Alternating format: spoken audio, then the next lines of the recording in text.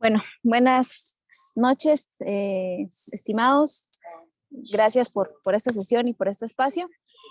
La segunda clase que tenemos hoy, pues prácticamente vamos a estar viendo algunos de los componentes. Nosotros en la clase pasada, pues quedamos con un diseño de una pequeña arquitectura, eh, un poco, se podría decir, híbrida y en temas de alta disponibilidad.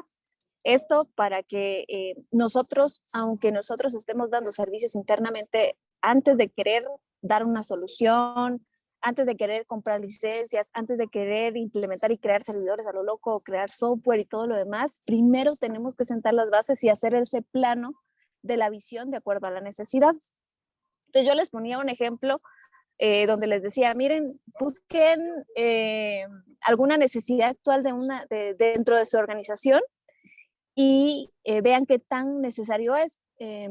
Antes de iniciar la clase estaba hablando con algunos de sus compañeros y les decía, bueno, por ejemplo, si uno de los dolores de cabeza es el tema del pago de viáticos o liquidación de viáticos, y estamos hablando de una empresa que su fuerte es el tema de la logística, entonces obviamente tiene que ser algo muy importante, no solo por las personas que trabajan, sino porque es parte de los servicios que van incluidos en esa parte. Entonces, yo tengo que pensar si es una necesidad, cuánto, cuánto esto tiene que estar disponible, con cuánta concurrencia tengo, porque no es lo mismo que yo tenga 10 empleados a pensar que es una empresa grande con 10,000 empleados. Entonces, la complejidad y cada cuánto lo liquido, también eso me dice a mí la complejidad de cuánto esto debe de estar y el impacto que tiene. Supongamos el ejemplo de que es una empresa que tiene 10,000 empleados, estos 10,000 están en toda la República y a nivel Centroamérica, por ejemplo, y que pues hay más de, no sé, 500 puntos donde se hace el tema de distribución, a ellos hay que pagarles estos viáticos. Eh, Aparte de eso, es bien importante porque si ellos se quedan sin viáticos durante la semana de lo que nosotros les demos, posiblemente pues no van a poder ir a dejar todo el tema de los pedidos, porque estamos hablando de una empresa que efectivamente se enfoca al tema de logística. Entonces vemos la complejidad y decimos, bueno, ¿y esto en qué horario lo necesitan que esté? ¿Será que necesitan que esté las 24 horas? Y la respuesta puede ser que sí, porque tal vez la mayor carga, hay turnos en la mañana, hay turnos en la noche, la mayor carga está en la noche, porque los transportes, por ejemplo, funcionan en cierto horario después de las 9 de la noche, si ponemos el ejemplo de la capital. Entonces vemos complejidades y vemos que es bien importante y es bien crítico, y hoy la empresa lo hace de una forma manual, operativa, pero le da resultado. Entonces, con base a eso, nosotros decimos, bueno, hay una necesidad, esto tiene que estar disponible 24/7, si esto no está disponible, ¿qué pasa? Pues resulta que puede haber un impacto severo en este caso, como yo les mencioné. Entonces, con base a eso, nosotros pensamos en un tema de complejidad y hacemos nuestro plano antes de que nos pongamos a desarrollar cualquier cosa. Y por eso yo les decía, busquen una necesidad y vamos a de esa necesidad del top, eligen usted una y luego ustedes empiezan a especificar cuáles son esas funciones o operaciones básicas de esa necesidad, y de acuerdo a eso ya empezamos a hacer un diseño. Partimos de una necesidad de negocio y luego lo empezamos a poner en la parte técnica. Seguido de eso, yo tengo que empezar a ver la concurrencia, cuánto tiempo tiene que estar disponible, si se cae, qué pasa. Y aquí viene un tema de alta disponibilidad. Si estoy en un ejemplo de una operación que debe de estar 24/7, 365 días al año, y que el SLA solo me permite tener 10 minutos abajo, entonces yo sí tengo que tener una infraestructura que soporte de acuerdo a esta necesidad. Y por eso surge el tema del balanceo de carga que ven acá, o que en otros casos nosotros le llamamos alta disponibilidad. Nosotros como especialistas, y ahorita hay un tema, un auge que ustedes van a empezar a ver en temas de arquitectura empresarial, arquitectura de solución, eh, que se deriva de la necesidad actual. Hoy esos puestos son muy solicitados, el tema de arquitectos, más arquitectos de solución, y es derivado a esto, porque primero tenemos que hacer un tema de arquitectura. Entonces, nosotros ahorita vamos a partir y decimos, bueno, como tenemos que hacer el diseño de una solución para una intranet, antes de que yo me ponga a instalar, debería de saber cuál es la necesidad puntual y de acuerdo a esa necesidad puntual, yo como arquitecto, como ingeniero, como máster que estoy acá, necesito saber cuál es el criterio de decisión que yo puedo tomar y por eso estamos hoy acá. Por eso ustedes ven un tema que dice balanceo de carga para sitios web. ¿Por qué pongo para sitios web? Porque estamos enfocados a trabajar en una intranet. Posiblemente sí. El auge ahorita son las apps, pero de todos modos, yo necesito tener una capa que se exponga, porque digamos, las aplicaciones no son directas, ¿ya? Yo tengo que tener una capa que al final tiene que tener alta disponibilidad independientemente en qué tipo de arquitectura lo coloque. Entonces, hoy nosotros vamos a ver, por ejemplo, estoy colocando aquí para sitios web, pero no solo es para sitios web, es para toda la capa de servicios que pueden estar detrás de, independientemente la infraestructura que lo soporte, cloud o on-premise. Ok, entonces aquí vamos a ver un poquito de conceptos.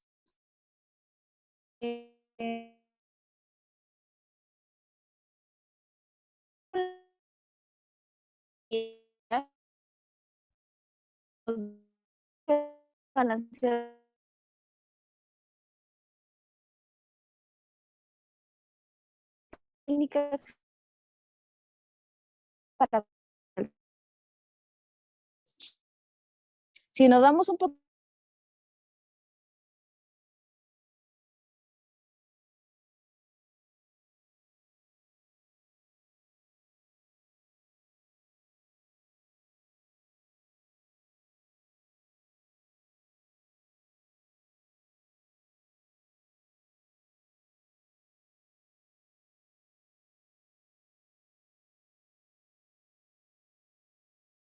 en cantidad de diferentes tipos. Entonces aquí ya no solo se pone un tema de red, sino también estamos en un tema de que hay soluciones a nivel de software. Nosotros hoy vamos a trabajar uno a nivel de software. Es el más simple, el que vamos a trabajar, el que vamos a hacer en el taller, pero que nos va a servir por lo menos para materializar los conceptos. Y cuando nosotros hablamos de balanceo de carga a nivel de servidor web, aquí nos tenemos que enfocar que existen diferentes tipos de servicios y diferentes capas a nivel de software, porque un servidor web está montado directamente ¿dónde? Directamente en el sistema operativo. Ahora, si nosotros estamos hablando de arquitecturas Java, estamos hablando de una capa externa sobre una JVM, pero al final está montado sobre el sistema operativo. Cuando estamos hablando de arquitectura basada en un premise, o sea, un premise es lo que yo tengo instalado como lo que vamos a hacer hoy.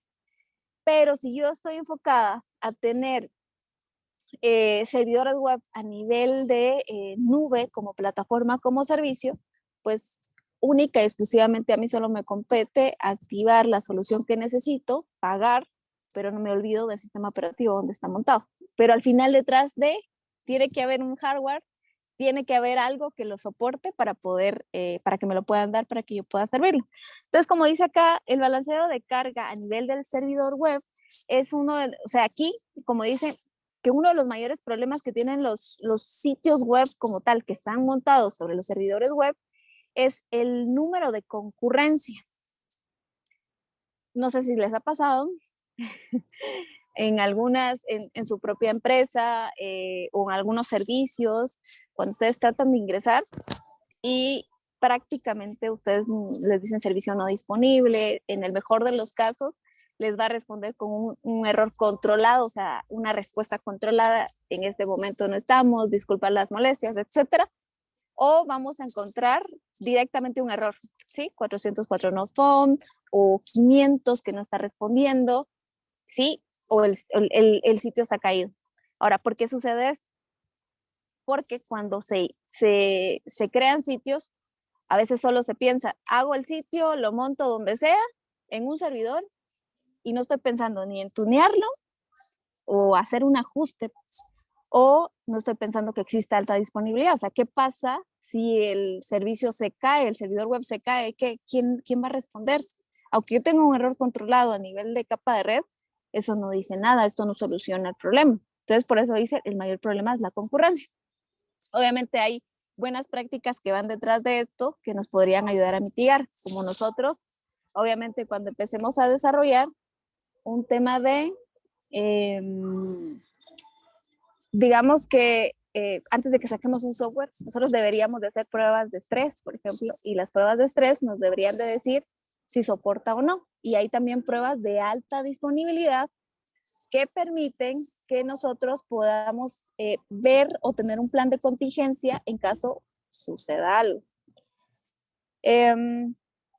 Entonces, ¿a mí qué me sirve ese número de usuarios concurrentes?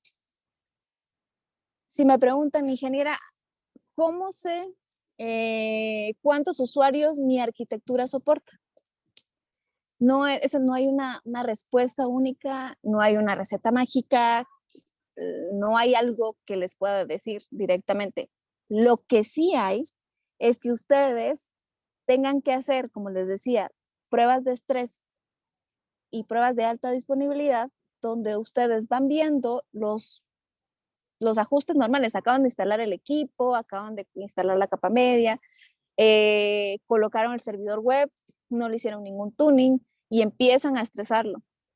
Cuando ustedes empiezan a ver los errores, empiezan a ver, se topa el sistema operativo, perdón, el CPU, la memoria, etcétera, es donde ahí nosotros nos damos cuenta de que sucede por alguna razón. Uno es por mala programación, dos, porque yo sí tengo que tunear el servidor web y ahí es donde ustedes deben de conocer, cada servidor web tiene diferente configuración. Por ejemplo, un Tomcat, ustedes van a, un Apache, ustedes ingresan y hay configuraciones donde ustedes pueden colocar Max Connection, cuántos hilos pueden habilitar, ¿sí? Entonces, todo eso ustedes lo pueden colocar. ¿Esto para qué sirve?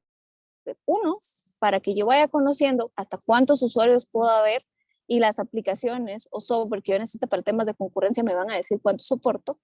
Si yo ya le aumento el recurso y ya no puedo hacer mayor cosa, entonces ese es el número finito que yo puedo tener por servidor y yo puedo venir y decir, bueno, este servidor solo me acepta 1000 usuarios concurrentes, el TPS, famoso TPS, y ahí nosotros pues empezamos a ver este tema.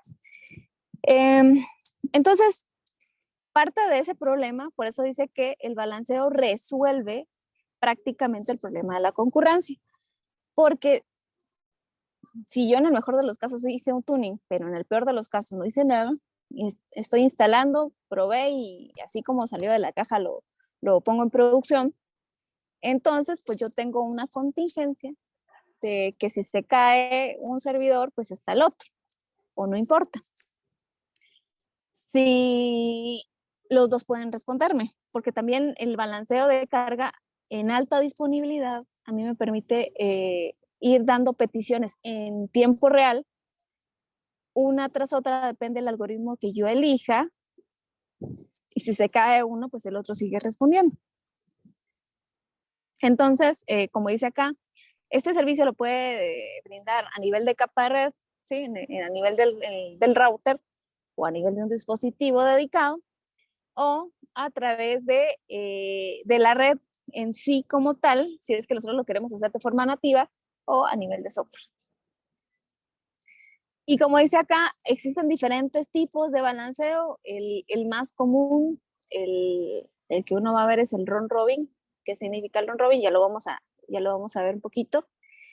Y como acá, por ejemplo, aquí dice, los clientes que se conectan a nuestro sitio web solo accederán a través de un único punto de entrada. Ok, entonces, recordando un tema de sistemas distribuidos, pues el cliente nunca sabe qué hay atrás. O sea, él tiene una URL con un nombre de dominio, por ejemplo, mi sitio web.com, diagonal, página principal, .jcp o PHP, etcétera. Pero él no sabe qué hay detrás. Si hay 20 servidores, 2 servidores, un servidor, no lo sabe. Y esa es la ventaja del tema del balanceo de carga. Ahora sí, estos son los más comunes. Tenemos el funcionamiento del round robin. ¿Qué es el round robin? Por ejemplo, ustedes ven aquí, vamos a ver si tengo un tema de anotaciones. Entonces, ustedes ven que viene la primera petición. El round robin lo que dice es, yo tengo dos servidores, servidor 1 y servidor 2. En este caso, la primera petición le va a llegar a quién? Al primero que está en la lista. No, él no está verificando si este servidor está obsoleto, no tiene parches, el procesador tiene un buen procesador, no sé, tiene cuatro núcleos, no sé, tiene bastante memoria, por ejemplo, supongamos que este tiene 16 de RAM y este tiene 32, ¿sí? Y ustedes dirían, bueno, ¿y por qué no le manda la petición al que tiene más recursos? Porque estoy usando el modelo Robin. Este algoritmo, sinceramente, no evalúa lo que está en la lista. Este es el 1 y este es el 2. La segunda petición viene y se lo va a entregar ¿a quién? Al que está en la segunda lista. La tercera petición se la va a dar al primero. Si hubiera una cuarta de otro, se la va a dar a este. Entonces, lo que hace este algoritmo realmente es empezar a designar las peticiones de mi cliente de modo de los que estén en la lista, sin ver el tema de los recursos. Ventajas, pues sigue un orden. Desventajas es el tema de que no está viendo el tema de quién me puede dar una mejor respuesta para mi cliente.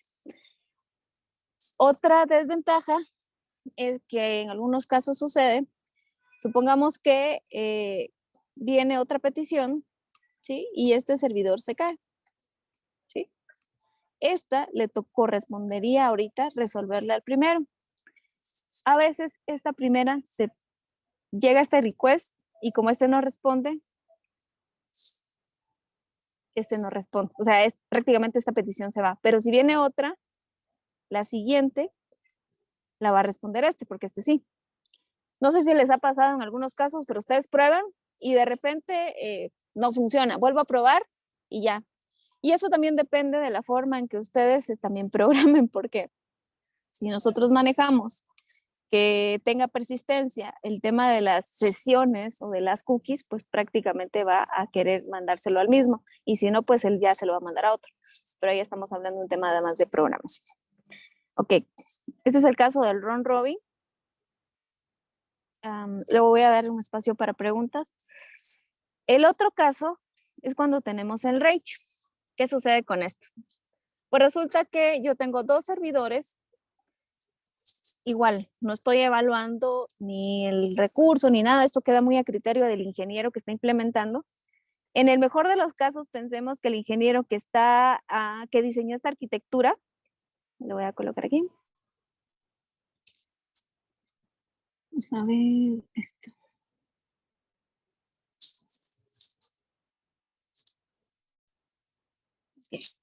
Por ejemplo, cuando le colocó que esto tuviera, le diera la prioridad de mandarle 10 requests, o sea, vienen 10 peticiones y A, B y C, o sea, si vienen las 10, se las va a mandar, las primeras 10 se las va a mandar al servidor 1 y la siguiente se la va a mandar a este. Ahora, ¿por qué? Pensemos, como decía, en el mejor de los casos, que el ingeniero que diseñó esto es porque pensó, este está actualizado, tiene mejor recurso, ¿sí? Si yo estoy pensando en servidores que tienen la misma, o sea, si tienen el mismo recurso y todo, no tiene sentido realmente utilizar este tipo de algoritmo, porque ustedes estarían desaprovechando el recurso. Sí, se recomienda cuando ustedes tienen servidores que son heterogéneos en un clúster, pensando que son un clúster, ¿sí? O una granja de servidores, pero que uno tiene más ventajas que otro, a diferencia de ¿sí? Y no es que solo puedo tener en un clúster 2, yo puedo tener 32, 100, 200 servidores que me pueden responder de la misma forma. Pero yo sí tengo que tener cuidado de cómo voy a crear el clúster y lo otro es qué algoritmo debo utilizar, ¿sí? Porque no todos funcionan para lo mismo. Este es el caso del ratio. Luego tenemos el otro, que es el de menor conexión. Este es uno de los que más ventajas tienen o los que más se recomiendan utilizar. La única, y hay que decirlo, entre más lógica tenga el algoritmo, más procesador o más recurso va a requerir. Entonces, si yo lo tengo fuera de el clúster está solito en una máquina con propio recurso, posiblemente no va a tener mayor impacto. Pero si yo lo tengo configurado en alguno de los servidores y lo estoy haciendo a nivel de capa media, pues prácticamente sí puedo tener un impacto en el servidor donde se ejecute. Entonces, por ejemplo, aquí, si ustedes se dan cuenta, ustedes tienen el de menor conexión. Aquí tenemos el caso de que el servidor 2, por ejemplo, ¿sí? Este es el que está más libre. ¿Por qué o qué puede suceder si yo tengo un servidor con menos conexiones? El tema es el siguiente. Si ustedes si ustedes tienen dos servidores iguales, está bien. Pero ¿qué sucede si yo sé que este servidor realmente, tal vez yo no lo tuneé, ¿sí? Pero este que está aquí, posiblemente le hice alguna mejora, no sé. Entonces, si yo no configuré el servidor web para que tenga, o sea, tiene la configuración de menor conexión o mayor conexión que trae por defecto, y este por alguna razón sí está tuneado, pues prácticamente él va a elegir el camino de.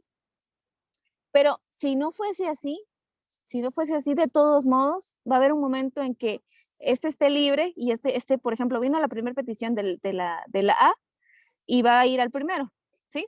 En este caso, este estaba libre. La segunda, la B y C de clientes diferentes, viene el balanceador y él empieza a decir, bueno, este está ocupado, ¿sí? El primer servidor está ocupado. Entonces le voy a mandar la petición a este. Resulta que este todavía sigue ocupado, entonces él ve y dice, oye, voy a mandarle esta petición, se la mando a este porque este está libre. Ahora, ¿por qué? Por alguna razón. Recuérdense que aquí la lógica se la estamos dando al balanceador, al algoritmo, para que él decida quién tiene menores conexiones abiertas, o sea, en este caso, ¿sí? Entonces, cuando nosotros tenemos, incluso aquí estamos hablando de arquitectura que puede ser homogénea, pero que por un tema, no sé, por alguna razón, yo dejo mejor que él vaya a buscar el que esté más libre y ya le mandamos. Entonces, si este no existe, este va a seguir el algoritmo mandándoselo al 2. Si esto cae, él va a enviar al que esté disponible y al que le pueda responder también, ¿verdad? Porque este está afuera. Por eso les digo que este es el que más se recomienda porque la lógica se la dejamos o el algoritmo tiene la lógica de poder decidir a quién le coloca este tema. Pero aquí nosotros no le estamos colocando ningún peso, ningún orden, ni nada. Él simplemente va a estar empezando a revisar dentro de su lógica quién está libre. Ok. Esto. Luego tenemos el otro escenario de el más rápido, ¿sí? Y aquí ustedes podrían decir, ingeniera, pero ¿qué diferencia tiene el de menor conexión con el más rápido? Simple. Por ejemplo, ¿qué sucede? Si se dan cuenta,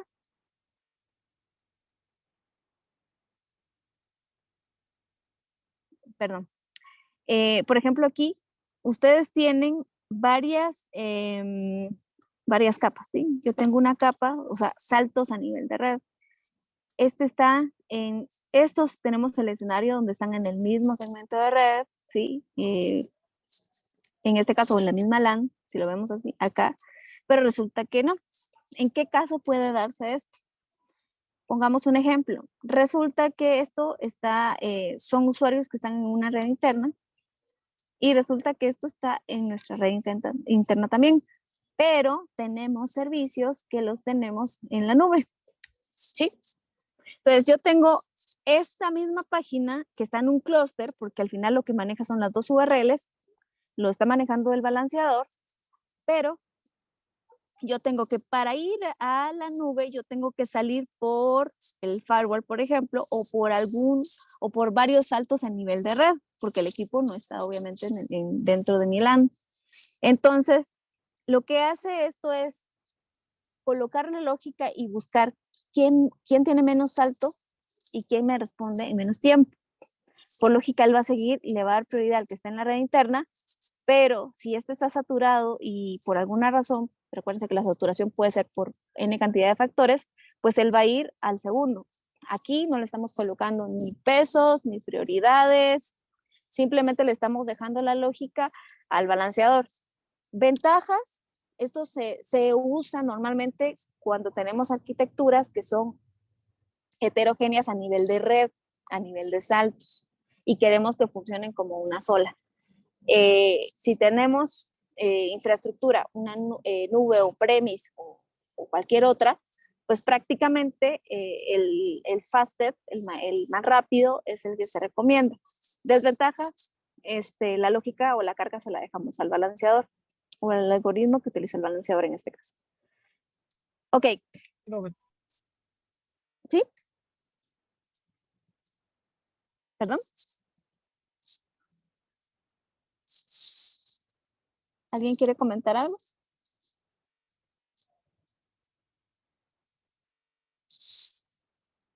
Ok. Bueno, y el último, después les voy a dar un espacio ahí para que puedan preguntar. Tenemos el de menor conexión con pesos. ¿Cuándo utilizo esto?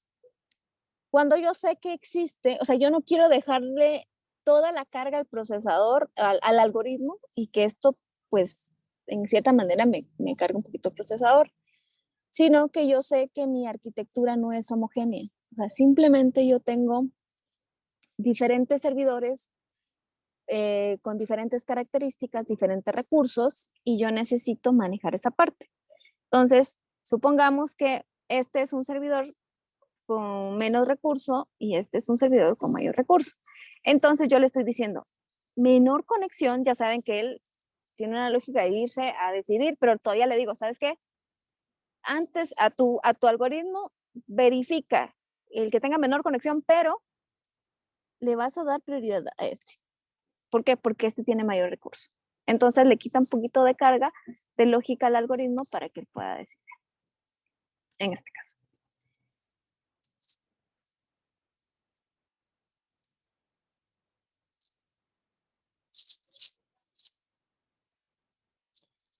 Listo. Bueno, en nuestro pequeño break, pues estuvimos viendo un tema de cómo poder tener alta disponibilidad y teníamos un ejemplo de un escenario hipotético de tener un servidor que pues está obsoleto y yo lo quiero tener alta disponibilidad y lo tengo en una versión on-premise. Yo podría pensar, como está aquí, de empezar a hacer una migración y colocar un nuevo servidor totalmente transparente a la hora de que mi cliente se quiera conectar con una IP virtual, en este caso lo puedo hacer a nivel de capa web. Sí, cuando lo hacemos un cluster a nivel de capa web, pues me estoy fijando única y exclusivamente en las respuestas que nosotros conocemos que pues, los servicios web o los servidores web tienen un manejador de errores. Por eso es importante que nosotros conozcamos la nomenclatura de la capa media que manejamos. Y cuando hablamos de servidores web, independientemente de la tecnología, nosotros sabemos que una respuesta diferente a 200 significa que es not okay. Entonces, para este caso, este clúster va a validar de que si hay una respuesta diferente de 200, pues él va a activar el servidor. Ahora, ¿por qué estoy mencionando esto? Porque el ejemplo o el taller que vamos a hacer ahorita es de una solución que se llama Network Load Balancing, que es nativa de la tecnología de Windows. Es un feature que trae este servidor a nivel de servidor web. Normalmente funciona como failover, eso quiere decir uno está activo y otro está pasivo, y ese es el concepto. Aparte de eso, ¿cómo hace él? Yo puedo agregar N cantidad de servidores en el Network Load Balancing, pero él va a empezar a asignar peticiones de una forma round robin, ¿sí? En este caso, al que esté activo se lo empieza a pasar. Pero solo lo va a pasar si alguno de los servidores de la lista no está respondiendo. De lo contrario, no es que esté en alta disponibilidad sirviendo todo de una forma seguida, como lo vimos en el ejemplo anterior de los algoritmos. Entonces, ¿qué vamos a trabajar ahorita? En la parte práctica, como bien mencionan aquí, les voy a colocar vamos a trabajar en este Network Load Balancing que está en la parte de la capa middleware y que va a funcionar con 2 servidores y lo vamos a hacer a nivel de capa media, ¿sí? Entonces, para esto nosotros ¿qué necesitamos? Yo les había colocado un pequeño escenario. Voy a borrar esto y lo voy a volver a hacer.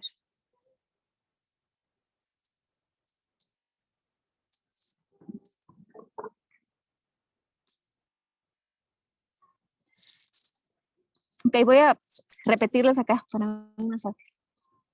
Entonces tenemos el cliente, tenemos nuestro clúster, tenemos 2 servidores, que son los que les pedí que ustedes trajeran. Tenemos el DNS que está aquí. Y en el caso hipotético tenemos la base de datos, perdón, la capa media o los servicios, y tenemos la base de datos. Ok, ¿nosotros qué vamos a trabajar? Vamos a trabajar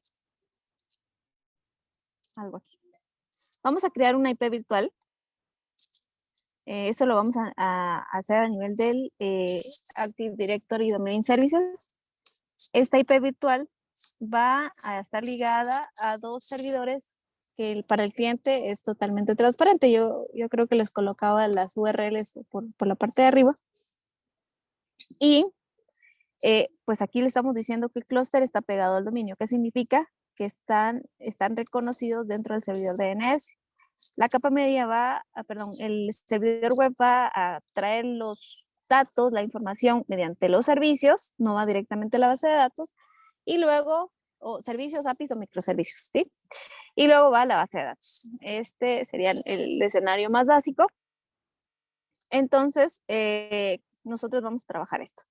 A este le vamos a colocar, y esto sí ya es para que lo coloquen, server web 1, y el nombre final es que le vamos a colocar el número del grupo, ¿sí? Si no tenemos número de grupo, lo vamos a asignar ahorita, ¿sí? Entonces, por ejemplo, yo puedo colocar hipotéticamente que estoy del grupo 2, ¿sí? Y luego tengo este otro, que va a ser server web. Obviamente cada organización tiene una nomenclatura de acuerdo a cómo está gobernado el tema de los servidores, pero en este caso, por fines didácticos, lo vamos a colocar así, para que les quede evidencia la cosa de los pasos. Entonces, tengo, server web 1 y tengo server web 2, el grupo 2, pero. Y tengo a este que se va a llamar DNS. Al DNS yo debo de colocarle un nombre al árbol que voy a crear. En este caso, en mi ejemplo, yo le voy a colocar intranet.local, pero para ustedes le vamos a colocar, y ustedes eligen si es que lo van a hacer individual o en grupo, le pueden colocar, no sé, su apellido. En mi caso es ramírez.local, ¿sí? Entonces, elijan quién de su grupo le van a colocar el apellido, le van a colocar ramírez.local o el apellido que ustedes tengan, pero la palabra local siempre va. Ok, ¿qué nombre va a tener? Este es para el DNS, ¿sí? Entonces ustedes ya saben, DNS. ¿Y qué nombre le voy a colocar al servidor? Le voy a colocar server DNS igual grupo. Al momento son estos. ¿Sí? Ok. Y ahora hay que hablar del tema de los segmentos de red. Si yo le coloqué que tome la misma IP de la máquina host que yo tengo, normalmente me va a dar una clase C, que es la 192.168, etcétera, ¿verdad? Nosotros sabemos que los primeros 3 octetos pertenecen a la identificación de la clase, de la IP, y el último octeto representa la red. Entonces, en ese caso, o los hosts que podemos conectar. Yo preferiría, realmente, mi recomendación es que los servidores no tengan que tener una IP clase C. Pueden tener una IP clase A o clase B, ¿sí? Por ejemplo, vamos a decir que esta IP,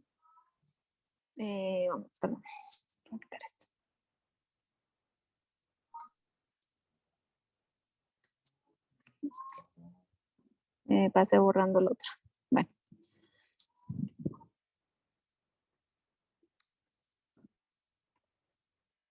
Server web. Group.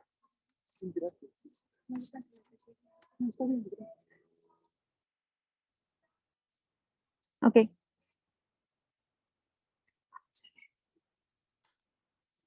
Vamos a colocarle, por ejemplo, esta es una 172, es una B. 129.2.4. ¿Sí? ¿Se recuerdan que una B, los primeros dos octetos, pues representan la parte de la red? Lo otro es los hosts que puedo conectar. Y luego tengo aquí que esta es la 5 y esta es la 6. ¿Sí? Este es un ejemplo, o sea, realmente ahí ustedes pueden seleccionar, pero si quieren usar la misma IP, enhorabuena. Esta IP debería estar siempre en el mismo segmento. ¿Sí? Entonces vamos a colocarle igual. Esta es la 7. ¿Sí? Entonces, esta IP es la IP virtual con que nos va a responder el clúster. ¿Qué clúster? El clúster se va a llamar NDL. Su apellido, ¿sí? En este caso le vamos a colocar Ramírez. ¿Sí? En mi caso ustedes el que hayan elegido. Entonces, este sería el nombre de dominio o FQDN que le vamos a colocar a nuestra IP virtual que nos va a responder. Estos son los nombres que vamos a respetar para cada uno de los servidores web y este es el DNS. Entonces, con esto nosotros ya podríamos trabajar. Tips antes de eso y antes de que empecemos a trabajar con sus compañeros que nos van a dar su máquina, lo primero que hay que hacer es revisar que los servidores, como ya hicimos configuración y aquí estamos trabajando con IPv4, entonces, para no complicarnos. Por ejemplo, yo sí tengo que ver, y voy a colocar una flechita. Primero, que estén en el mismo segmento, o sea, ya hice este cambio, ¿sí? De las IPs y les cambié el nombre. Perfecto, eso lo voy a hacer por cada uno. Una vez que hago eso, es importante que yo empiece a revisar si hay por el protocolo ICMP o por PIN, que tradicionalmente nosotros conocemos en línea de comando, pues vamos a hacer que esta haga PIN con esta, ¿sí? Y viceversa.